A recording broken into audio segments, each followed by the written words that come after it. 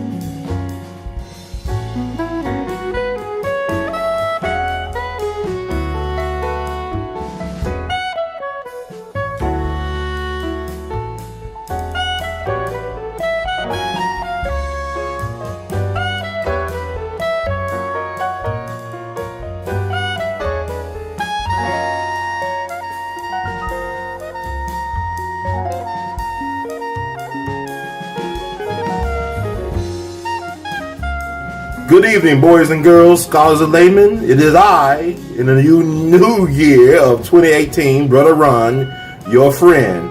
Brother Ron, also known as R2, C2, H2, the artivist. And this is the first broadcast of 2018 for We All Be. That's news-free Dixie for the 21st century. And, you know, it's an old saying that goes that fools rush in.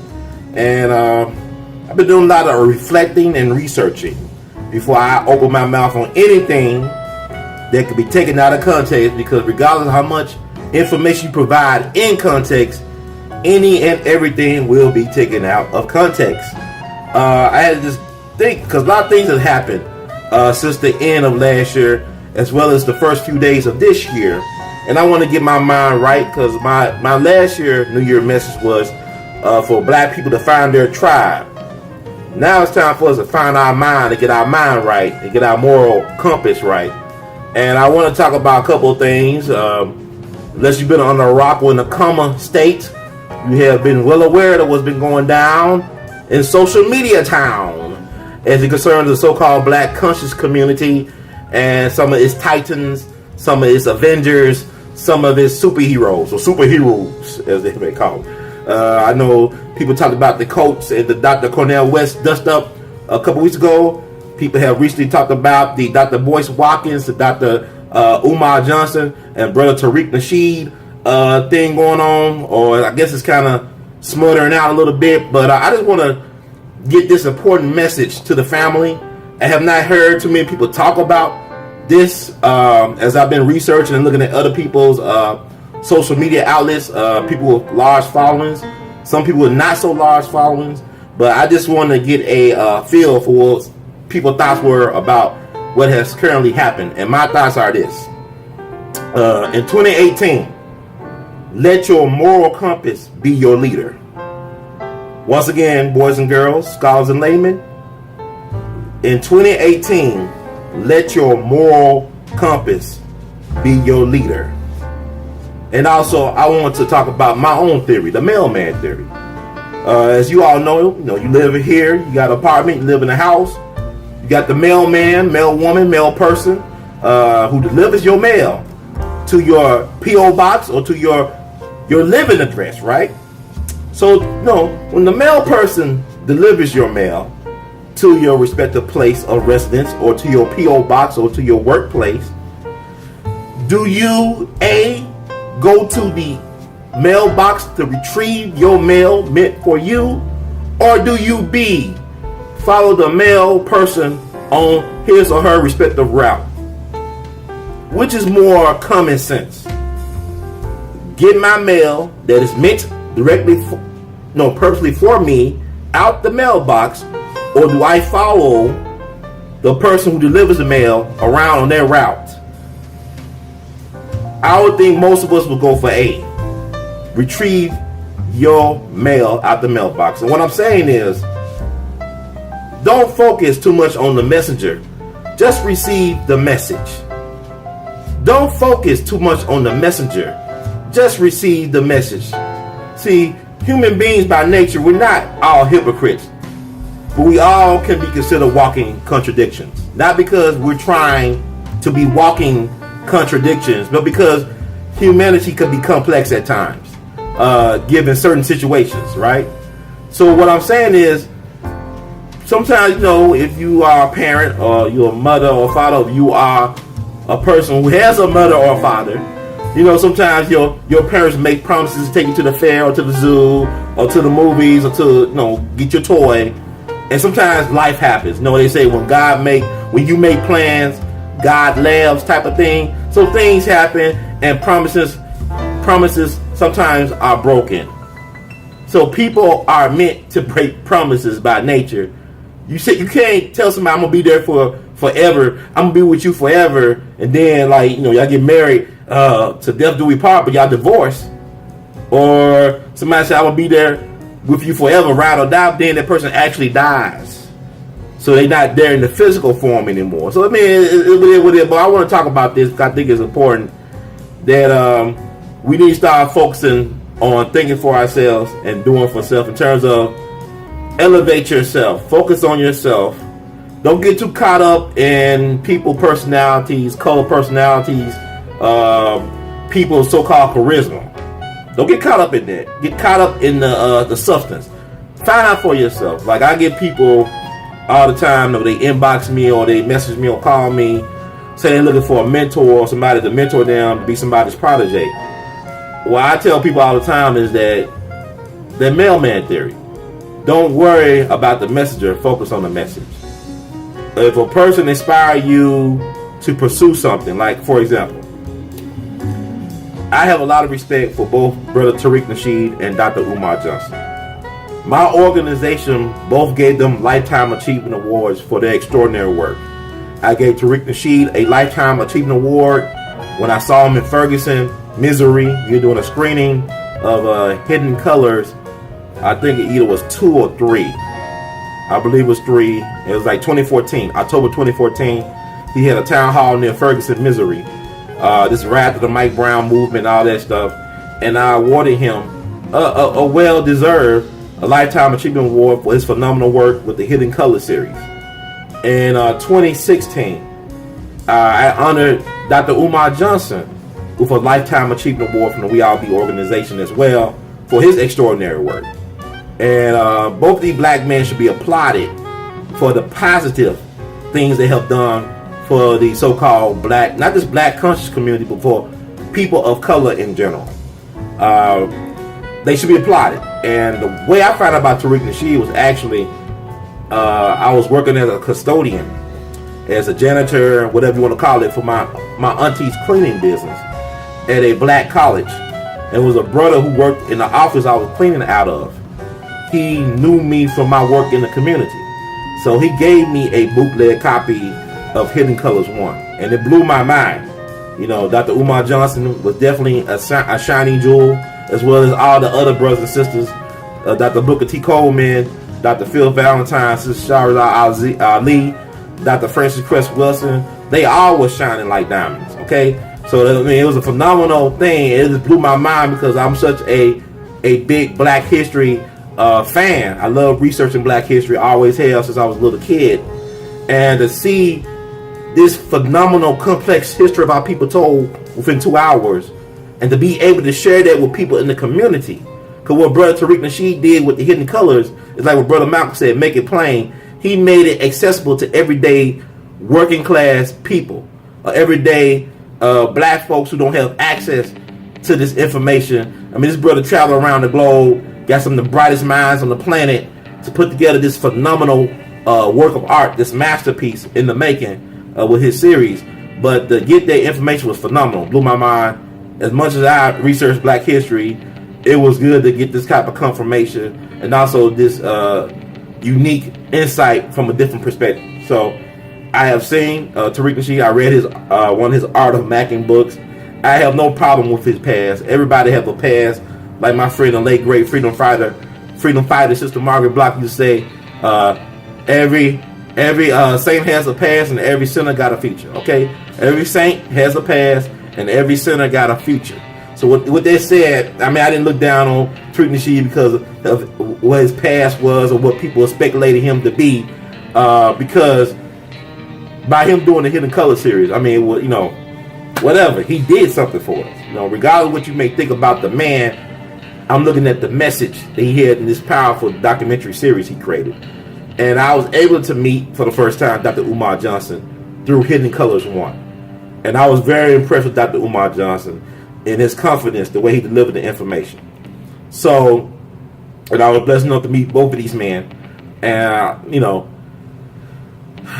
I met Dr. Umar Johnson February 2016 in Knoxville, Tennessee, at a speaking engagement he had for a black organization on campus during Black History Month.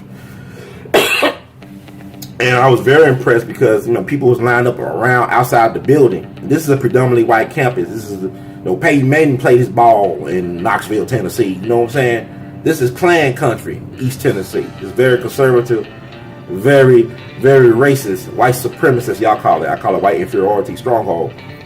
Actually, I was born at in Knoxville on UT Hospital, of all places. My parents been in college. That's another story. But to see how he held and moved the crowd, as Rakim would say, moved the crowd. I mean, people were just hanging on every word. He's very charismatic, very masterful orator, and just to be there, not rushing about. He signed every book that people brought of his. He took pictures of everybody. And I waited and introduced myself to him. I told him I wanted to interview him. And he said, that's fine. We was going to do it in the building, but the building had to be, you know, people had to leave, so they closed the building down. So I actually was invited to break bread with him at IHOP. Went to the IHOP in Knoxville near the campus. And I had me a Philly cheesesteak. Well, it was a group of us, including the organizer, good brother. I'm trying to think of his name, but it was a good brother that organized and brought Dr. Umar to Knoxville. So we talked, and maybe it was there about an hour or 2 hours at the most. And it was amazing because I could tell this brother was very sincere about helping black people. I got that from him. I know people got their thoughts about him, but to me, I felt a sincere guy. You know, I didn't know him that well, but I felt that he really wanted to help his people be better people. And we talked about spirituality, about African spirituality, about his own journeys, his own shortcomings, his own new beginnings. So I picked up nothing but good vibes. So we decided to wait until the next day to do the interview at his hotel in the lobby, and we did that. And it actually was the first time, you know, I videotaped his lecture at Knoxville. He was talking about Pan-Africanism, and we had a short 20-minute dialogue at the hotel lobby near the airport before he left for his flight, where he talked about, you know, Dr. Francis Cress Welsing, about Cam Newton, about the Nat Turner movie, about Mr. Farrakhan, which, you know, got him in trouble because people took his stuff out of context once again. But I mean, it was amazing, you know. So I was excited. Every chance I get, if he was near the area where I was at, I'll try to connect with Mr. Umar, Dr. Umar Johnson. So I saw him again when he came to Memphis, and he did a phenomenal job. People standing around the building waiting to get in, you know, anticipating Dr. Umar Johnson. Humble brother, very humble brother.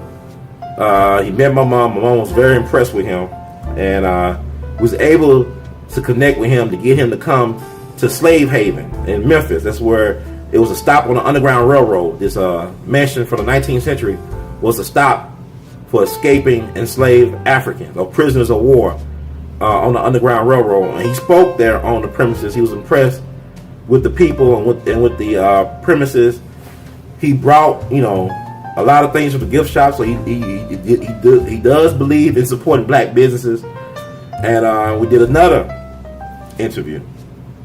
But before that, I saw him in Little Rock, Arkansas, and met him in the break room. He was up there, you know, eating his food before his lecture, and he humbly met with us. He remembered me from Knoxville, And cause it was hard. It's hard to get Dr. Umar Johnson on his phone because he's such in demand. I can understand. I mean, he's one person. People call him every minute about things they need from him. So sometimes he would not return your calls or even your texts.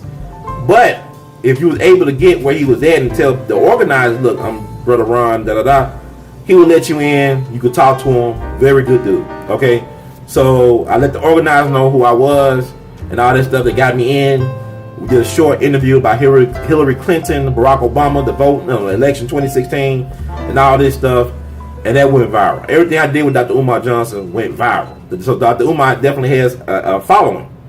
So I gave him the Lifetime Achievement Award. And I gave him a t-shirt that I did under him being the Prince of Pan-Africanism, as well as his ancestors Frederick Douglass and Marcus Garvey. So I gave him a picture of his likeness with Frederick Douglass and Marcus Garvey with Africa in the background. Talking about the trilogy of Pan-Africanism or whatever. So we took a picture with that and also with the plaque I gave him for Lifetime Achievement. And that's when we get to Memphis. We went to go to Slave Haven, did his thing. People were very impressed with him. So, quite frankly, I have no problem with Dr. Umar Johnson. What he does with his personal time is not any of my business. He does not have to answer to me, And I like to focus on the great things he have done and will continue to do for the foreseeable future. Brother Tariq NasHEed, I have no beef with him.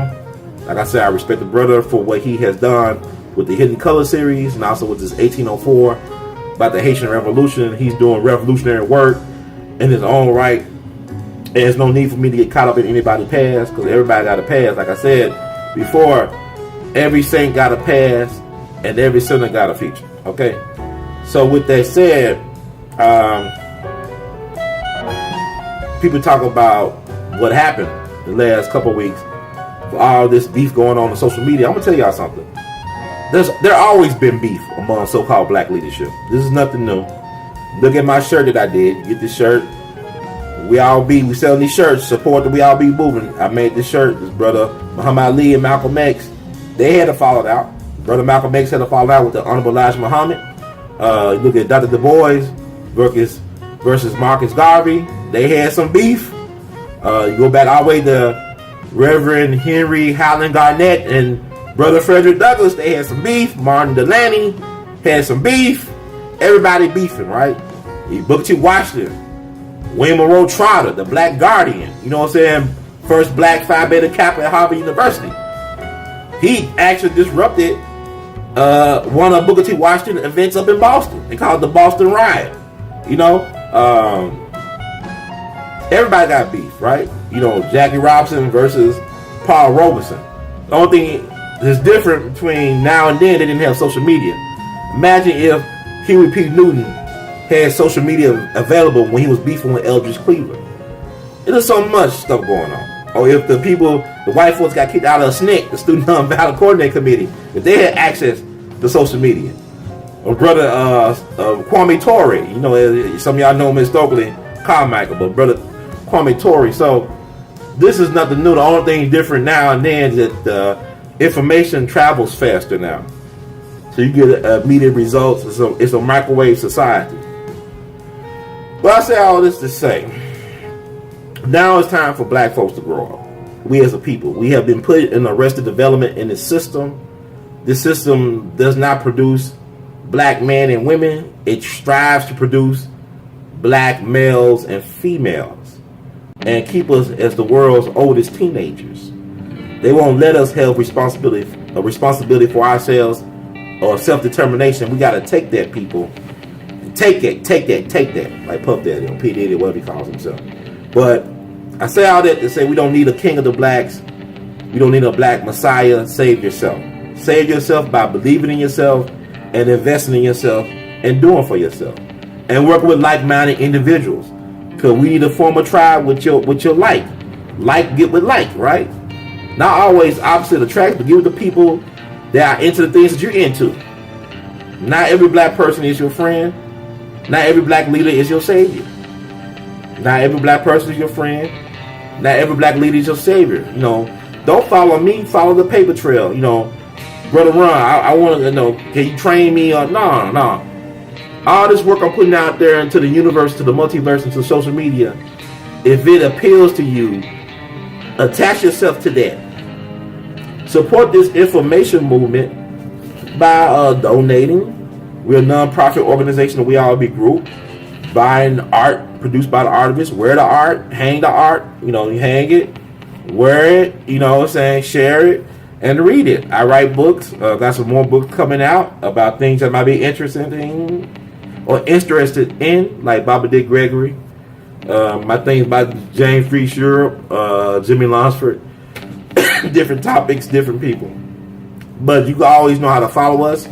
We are on Instagram. You can follow my handle R2C2H2 on Instagram, on Twitter at WeAllBe, one word, WEALLBE.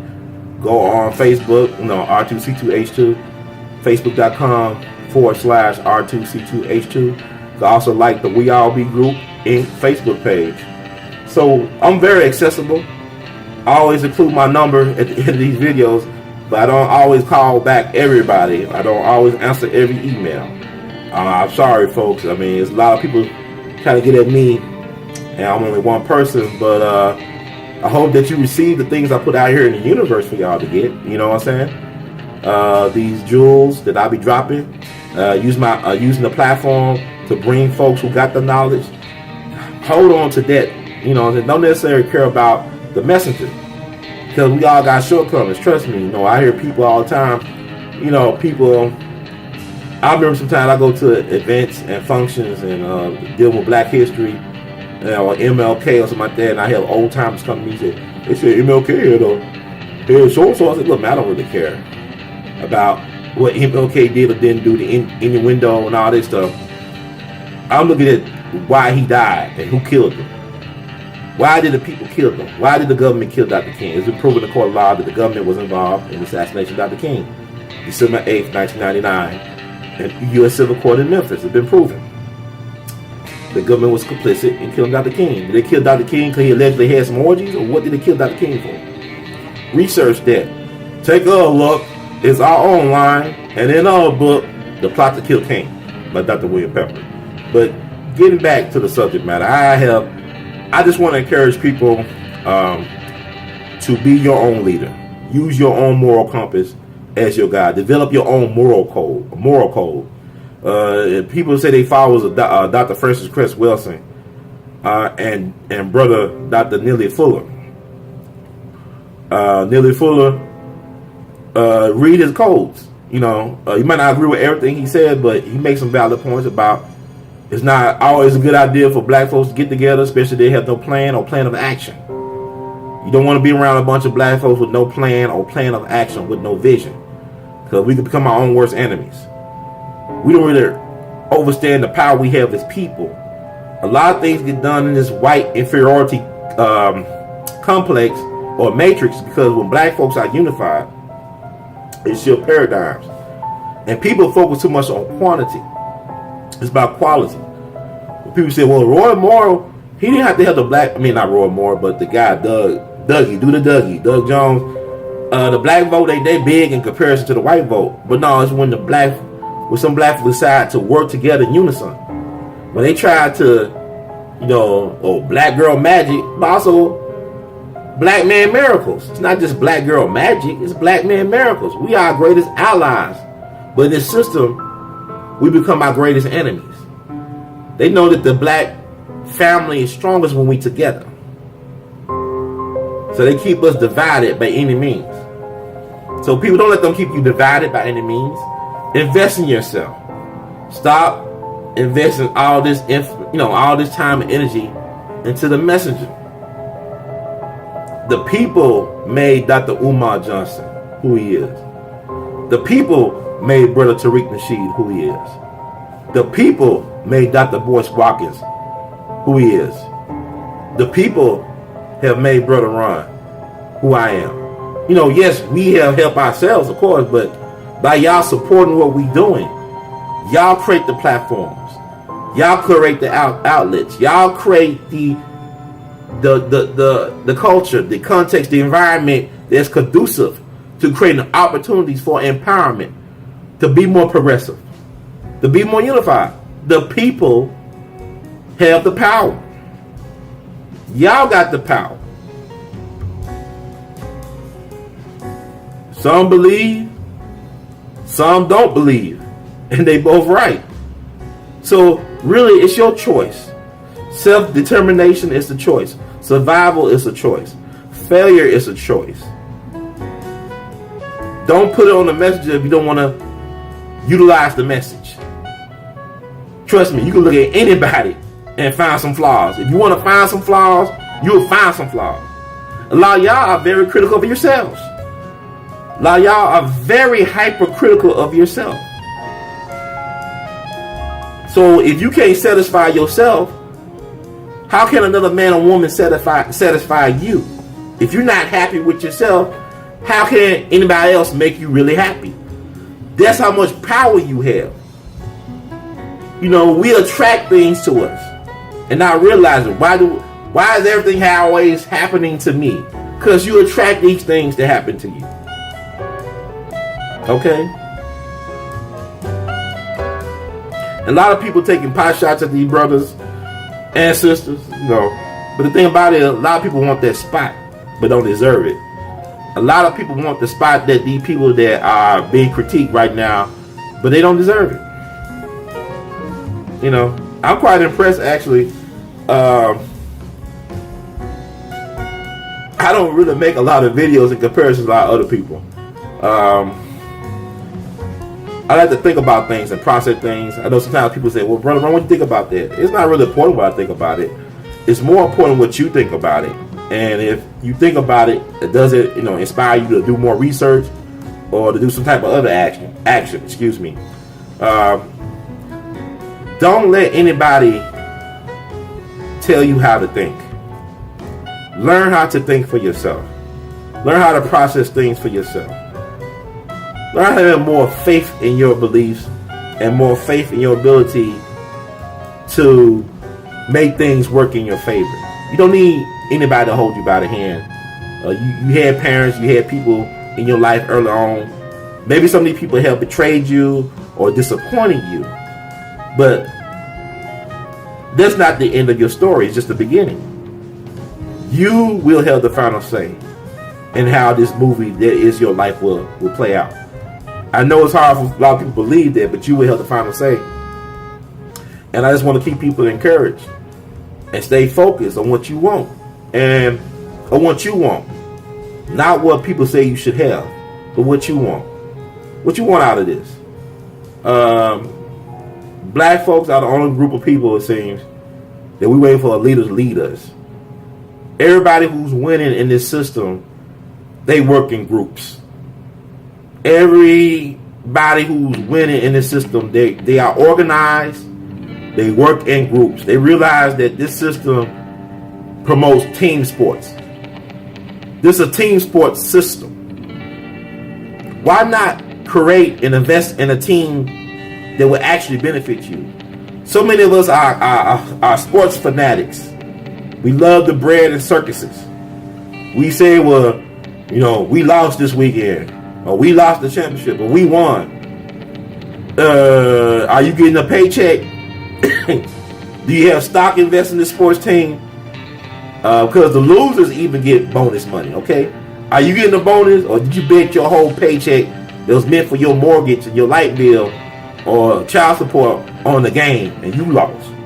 You see how it works? If you are involved in a team sport, you should get some benefits out of being involved in a team sport. So what I'm saying is, people who can compete in this system are all organized. Think about organized labor, organized crime, organized anything in this system. You gotta be serious about that. And know your agenda. Know the rules. Why are you trying to achieve? A lot of us, right now, what do you want? Ask yourself, what do you want? Because I ask people that all the time. I say, what do they want? I ask a person, what do they want? And they say, what do you mean, what do I want? I said, what do you want? And they said, well, what you want me to want? So that would have been the response to some people. I said, it's not, I ask you, what do you want? So, you know, the games that people play. But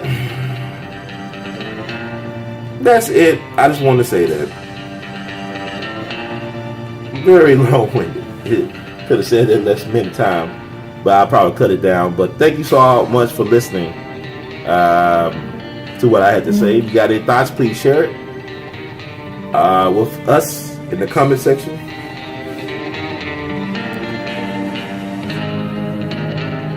And don't be shy about it. But enjoy this new year. Make it yours. Make it right. Make it true. To thy own self be true. If you like what you heard from Mr. Herb, please spread the word. You can support us by buying gear, donating, becoming a patron at patreon.com/weallbe. Make a one-time or recurring donation at PayPal. Buy some gear. Get a book. James Reese Europe Jazz Lieutenant. Which is on the Smithsonian recommended books for jazz. Recommended jazz books for kids and young adults list. Now I got some more books coming in 2018. I'll keep y'all posted on that. Some more reviews as well. So the world's great together. We love you madly. Keep on producing and pushing. Peace.